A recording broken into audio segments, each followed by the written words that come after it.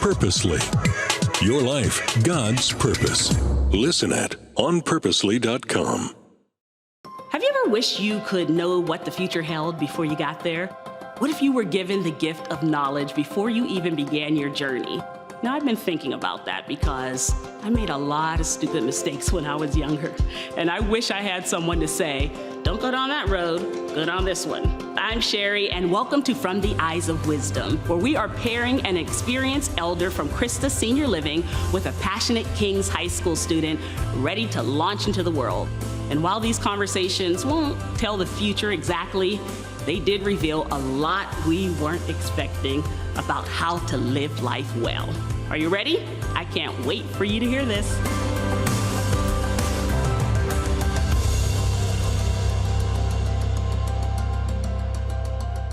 All right, time for another episode of From the Eyes of Wisdom. So glad to be here with you guys. And today we have Dawn with us. Thank you, Dawn, for joining us. I'm glad to be here. And Esther is here with us. Thank you, Esther. My pleasure. All right, so we're just going to get some wisdom from Dawn, get some questions from Esther, kind of get where you want to go in life and where Dawn has been in life, and we'll kind of intersect those two together. Okay. Esther, you want to be a doctor. Yes, that's correct. What made you want to be a doctor?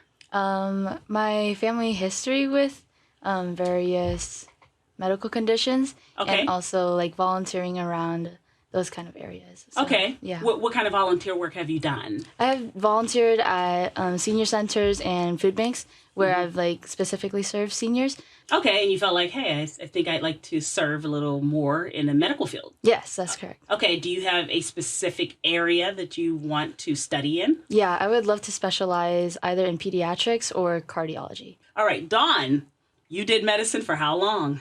About 45 years, I think. 45 Yeah. years. Okay, so Dawn has a little experience in the medical field. Okay, so tell me how you got started. Did you always want to be a doctor? No, Okay. no. I had no idea what I wanted to do when I went to college. Okay. I was wide open. Okay. And my family wanted me to get a scholarship Okay. because we had 3 kids going through at the same time. Wow. And so I got something that gave me complete tuition, Okay. payment for everything.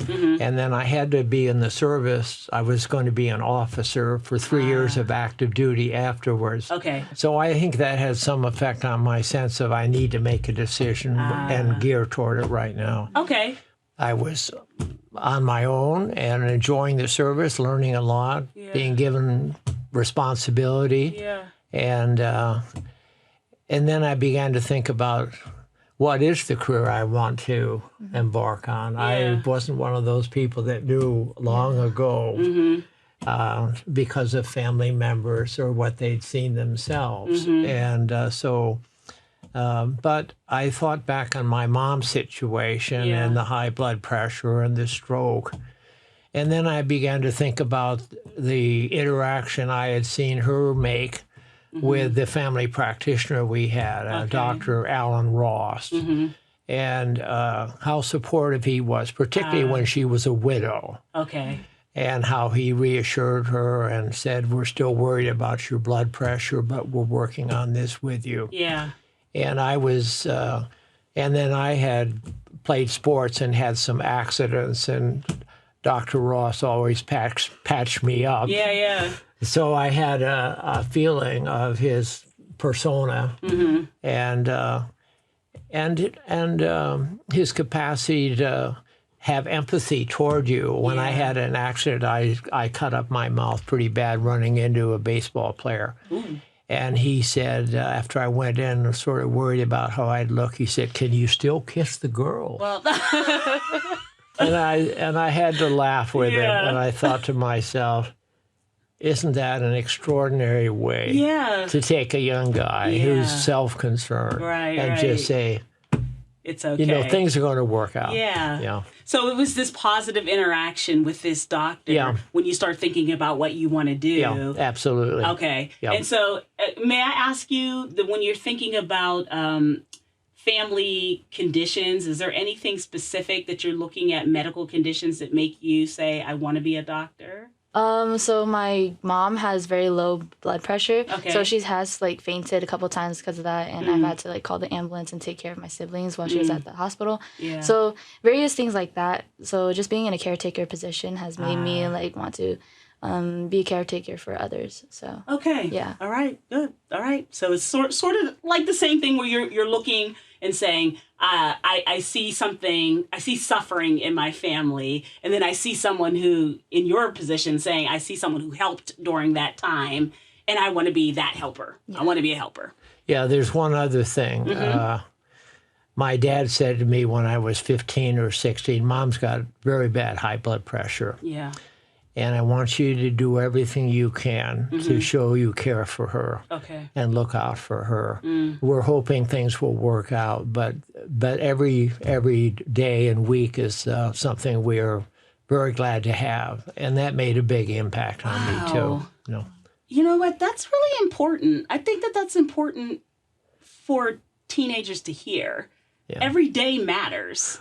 You know what I mean? That's right. Yeah. Every day matters. They don't have an end shot. No. It's all open. Yeah. Yeah. When you're young, you're thinking the world is just open out there, right? Like it's just forever, right? Yeah. But thank God he did that because you did end up losing your mom at a young age. Yeah, absolutely. Okay, so I remember something in your pre-interview about were you a health aide, or were you in a Was there a hospital? And was it Philly or something? Yeah. Am I remembering that correctly? Yeah. After I got out of the Navy, I had decided to try to get into medical school. And I was an average college student. I did everything but study hard. And I really enjoyed it. And you enjoyed everything but studying. And I wasn't a pre-med, you see. Okay, right. And the kids in my class that were pre-med, you never saw them because they were studying.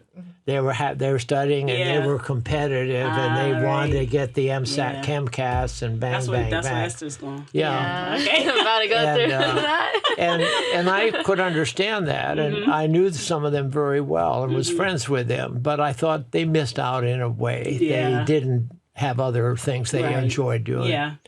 But anyway, so I got out, and my brother, who was studying architecture, said, "Why don't you come roommate with me at the University of Pennsylvania?" Okay. I had never been there. And so I went and roomed with him. But I started taking my pre-med courses. I'd taken a year of physics, but nothing else. Okay. And I took all my pre-med courses in 1 year. I had 60 credits in 1 year. But I was unsure. I didn't know a lot about medicine. So I worked as a volunteer health aide in the hospital. Yeah. And I worked under the senior nursing person.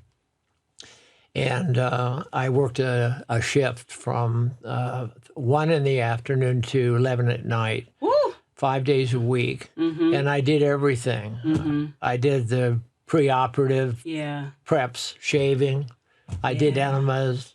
I helped the nurses move inoperable patients and non-mobile patients. Now, this is interesting to me. When I was listening to your pre-interview, what was interesting to me was you're really coming into this. You're not coming into this like Esther, who is like, this is what I want to do, and having that you have had no experience in any of this. So I want to get the experience. Yeah. And so my motivation for doing that was I want to see how I deal with sick people. Yeah. And what'd you learn? Well, they share things with me that they weren't saying to the doctor or the nurses. I was at the bottom of the totem pole. I was just an aide, and I was helping them get dressed or whatever. What did you take from that experience and say, this is how I'm going to be a doctor? Yeah. Well, I learned to use a lot of non-visual clues. Non-visual clues. I'd look at their expressions, their posture. They might be putting on a little bravado, particularly the men. But I would look for that, and then I'd try to reassure them, and then I'd say, what are some of your concerns? And then the other thing is I would really wait. And one of the problems in a clinician situation, you have a lot of patients to see, and you're using your time as effectively as you can. And for you to slow down and step back and say, there's something going on here that I don't understand, and just step back and say, that's important for you to know. Yeah. What else could concern you about what we've been doing? I'd like to hear your opinion about this. So I was always interested in kind of a team collateral approach.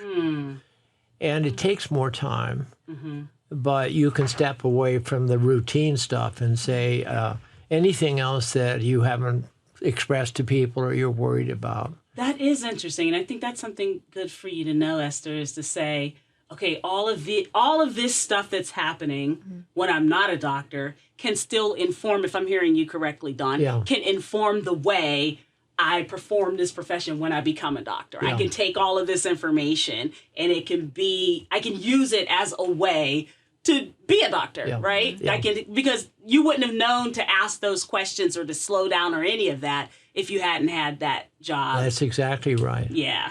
I think what I would sum that up as saying is that I had developed a sense of empathy. Yeah, there's the word, I could put myself in their shoes because I had heard people talking about what it's like to be in these shoes. Yeah. So let's get to you meeting your wife. Tell me where you met her and how the two of you... Well, I had always looked for a place of worship. Okay. In college, in the service. And when I was doing my pre-med and so on, my brother and I both founded a church. Okay. I like to sing. Okay. And this church had a very good choir. All right. So I got into that. And I went, they had a once-a-month graduate student dinner. Okay. And I was a bachelor looking for food that someone else had prepared. All right. So my brother and I always showed up. Okay. And one evening we get there a little late, and there's one seat next to this table of 7 or 8 people. And this young lady, I asked, is this seat taken? And she said, no, you're welcome to it. That was my future wife. So I'm going to fast forward a little bit to the two of you together. And let's say when did you start thinking, okay, doctor, and then also medical missions? When did your mind start thinking like that? Was that because that was during when you were still in college, right? No, that was really when I was in medical school. When you were in medical school, yes. You started thinking medical missions. And it was also after I was married to Sheila. Right, that I knew, yes. Yeah, because you had to match things up with your partner. Right. This is not a one-person show. Right. And it turned out that her mother, Vi McLean, had been a missionary to the Yukon as a young woman. Wow, okay. And I had met Mrs. McLean, and of course she was my mother-in-law. Yeah. And I really liked her a lot. And we used to ask some stories about what was that like. Okay. And then I'd always been interested in other countries, other people, other lifestyles. Yeah. I was training in internal medicine. I'd been in Boston for 2 years. Okay. And then I came out here to UW. Okay. And I finished that and had done something in a specialty called infectious disease because I'd always been interested in exotic infections. Okay. You know, this is a gradual process, at least for me. Yeah. And I had some light on my pathway, but it was just a footstep ahead of me. And then I thought, Sheila was a Canadian, and I said, I've been asked if I'd like to do a medical internship in a British hospital midway through medical school. And would you enjoy that? Because that's her mother country. Yeah, you know? yeah, right. So she said, oh, that'd be fun. And she had never traveled. Okay. So we went over, and some of the patients I saw in a London hospital were from overseas, and I got talking with them. And did you feel a call for that? Yeah, definitely. I might not have called it a call at that time. At the time, yeah. I might have felt a little nudge. Okay. Or you know, God presents himself to match you. Yeah, right. And he matches me by saying, God presents himself to match you. You should write that. Yeah, I should. Yeah. Sheila, it was a harder decision in some sense because she was going for a PhD. Okay. But God had also blessed us with a little girl my 4th year in medical school. Okay. So that kept her pretty busy for a while. Yeah. Yeah. But this is how it worked out. We felt stronger and stronger about this. And then I came out to UW to take my final internal medicine residency. Okay. And I'd been talking to Sheila about this, and she said, Don, you know, we've been having many blessings. And it's time to share some of our blessings. Pass it over, pass it on. Yeah. And so I said, well, I'll go talk to the dean here at UW. So I went up and talked to him, and I said, you know, our plan is unclear, but do you have any people asking for physicians to come and serve in underdeveloped countries? And I'm kind of interested in Africa as among other options. Yeah. And so he said, I don't have anything right now. And they're really interested in surgeons. You know, you come in and you do something right away. Right. Internists, they probably have some people that can do that sort of thing. And I said, well, keep in touch. I gave him my number and so on. 4 hours later, I got a telephone call. And this voice says, my name is Dennis Carlson. I am a medical school grad from UW. And I've been a missionary in Ethiopia. Oh, wow. And based on my first 5 years of what I was dealing with, I got more and more interested in public health. So I came back and did a master's in public health. And now I'm back in Ethiopia, and I'm the dean of the public health college here. And I'm recruiting for an internist. Oh, my goodness. Well, there's that. And I said, well, I think that we would like to meet with you, have a cup of coffee. And then he said 2 things that interested me. He said, we're here to share our training and experience with Ethiopian doctors who have been trained but haven't had perhaps as much training as we have. But we're interested in replacing all the expatriates on our faculty within 4 years. We want Ethiopians to take over and be the in total faculty. And so I right away had my attention on that. That this is that was not something you were interested in. In terms of sustainability, but also his vision. I want to get the Ethiopians to run this place themselves, but we knew we had had more opportunities. Okay. So we signed up for that. But before I agreed, I said, no, my wife has been doing a PhD in history.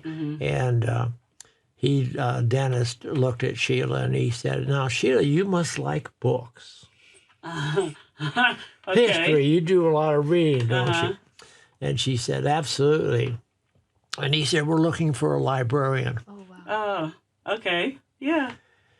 And she said, oh. And he said, now, we don't need Don for 1 year. This guy, we have a guy doing the internal medicine for the next year, but then I'd like to get him. You could start a master's in librarianship here at UW right now. And you'd learn enough in a year to be able to run our program. And then he baited the hook, and he said, I've gone to USAID, and they've granted us $50,000 to rebook our whole library at the public health college. And you'd be in charge of ordering everything. And that was it, right? And she said, that sounds challenging. So anyway, she took it, and we went. And then she came back and finished that. Wow. But we were there 3 years. We had 2 little kids when we went. We had a 2-year-old and 4-year-old. Wow. I love these stories because at your age, you have, I'm sure, a vision of the things that you want to do and the way you want to do them. I'm just kind of thinking through. Yeah. And Dawn's story already shows this windy road that God kind of puts us on. Yeah. And I wonder if you have any questions or thoughts about that. Yeah, like hearing about this, it's very like a non-traditional route. Yeah. And obviously God can do, that's what I hope you get from this. So that in 10 years, 12 years, Yeah. you're on a road where you're like, where am I going? What is happening? It seems weird. It's more than I can take. Whatever the case may be, because that will happen in life. I hope that you will remember sitting next to Don, which means God brought him through, and he's fine, right? Like he's here, which means God is faithful because you're here, right? And to remember I think that's part of us always recalling God's faithfulness. That's why I like this. Yeah. Is that a person who has experienced God's faithfulness can say to someone who is starting out on the road, I'm telling you God is faithful because I've experienced God's faithfulness, right? Yeah. Like you can say it. You can say it because you've lived it. Mm-hmm. Yeah, I think the other thing, and this is what the elders, they've done more reading too. One of my favorite quotations from a Christian is, God works in you slowly. Ooh, that's good. I'm going to write that down myself. You know, because we're impatient people. Our culture's impatient. And we think, I think I'd like that door to open, or I need some support over here. I'm not sure how this is going to happen. And then we realize when we look back, he was already on that. Yeah. He's always been on that. He was, right? Yeah. And he's not on our time schedule. Yeah. Yeah. And one of the things that I valued, you know, when you work in different countries, you're trying to learn from them. You listen to their folk stories. You look at their life circumstances. And you're learning all the time. And the big thing, and we were in a very rural area, and there were a lot of sheep out there. And I was struck that little boys were sent out to take care of the sheep when they were 7 or 8 years old. These are scrawny little kids with raggedy clothes, and that's their job. And they're in big trouble if they don't know if a sheep's missing, if they don't know what happened to it. So I got very interested in some of the Bible stories and so on. And the one that is, I am the good shepherd. That's when you're in these places, you start to look at that, and it realizes he's always there looking after his sheep like these little kids are. Oh, my goodness, yes. And what do I take away from that? He's doing that for us, too. You do something, a little hesitant step, and your cup overflows. And it has had a profound... Wait a minute. Me and Esther's writing that down. A hesitant step, your cup overflows. Esther, you writing that down? Yep. Dawn, she's already written down so much, so have I. But I always ask our elders, if you had one piece of advice, one thing that Esther is going to need, undergrad, med school, residency, maybe she'll decide medical missions. I'm not going to push that on you. I'm just going to tell you, have yourself open, because that's what it sounded like Dawn had. Have yourself open. If there's one thing, she's going to have this card with her all the time, right? She's taking that card with her. She's going to be 28 and have that card with her. If there's one thing that you're like, this is what you need to know, what would it be? Yeah. Ask God to guide you. Ask God to guide you. Because you're going to be in lots of situations. And be patient. Because there's it may not come to you as a word. My wife right now is having major health problems.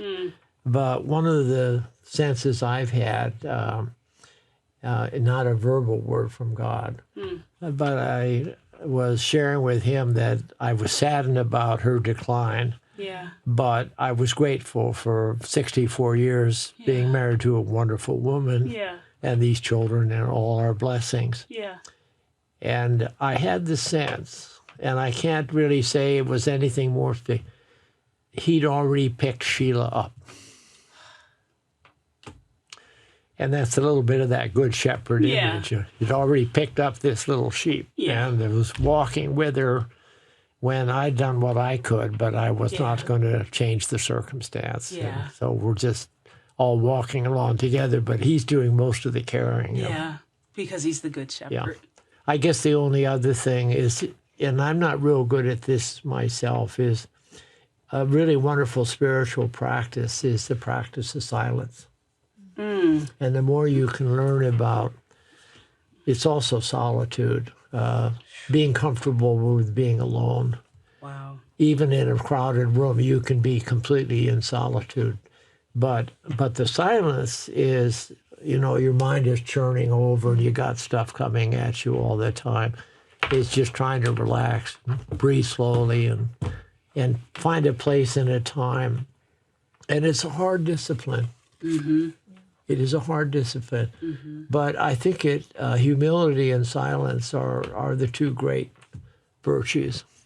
When you talk about practicing silence, and how would you say you posture yourself before God in that moment?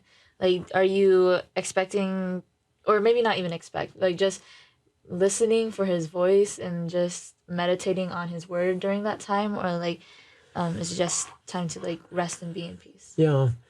Well, there's several different ways of doing that. Yeah. And if you look at, there's good stuff on all our wonderful internet. Mm-hmm. Some of them is that you'll pick certain biblical narratives that appeal to you, and you'll just reflect on that. Some people use a certain phrase, Jesus, Son of God, have mercy on me. Jesus, Son of God, have mercy on me. So there's sort of a mantra that you're going through. And then you start to release that. And other ones are, you just say, I'm here and you're here. Mm-hmm. And I'm going to relax, and I'm going to try to let go. I'm going to try to unplug. Yeah. And I'd love you to come in here. But if I don't hear anything or sense anything special, I am still here for you. Mm-hmm. And I know you want me to be here and you'd like to spend time with me, so here I am. Mm. And whatever you want to do in God's slow time. Yeah. Mm-hmm. And then maybe 2 weeks later, something will happen. You'll say, aha. Yeah. And I like that sort of, it's the shortest prayer is, could you, thank you, in anticipation, and then lowercase or capital letters, wow.